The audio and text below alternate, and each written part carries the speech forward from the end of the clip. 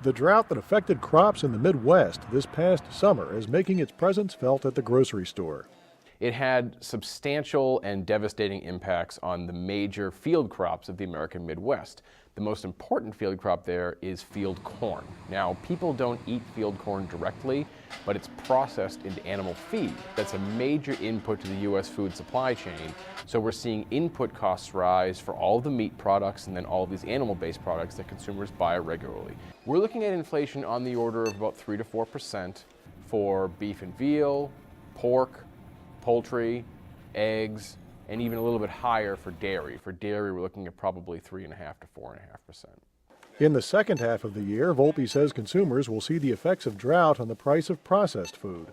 These all rely on commodities. They rely on field corn and soybeans and so on, and those input costs are going up.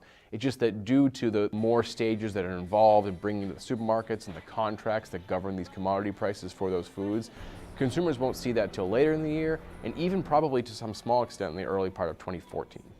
And as for the rest of the grocery store, so for most food categories that are not impacted directly by these higher commodity prices, especially field corn, we're looking at pretty normal food price inflation. And normal food price inflation is 2.8%. In Washington, D.C., for the U.S. Department of Agriculture, I'm Bob Ellison.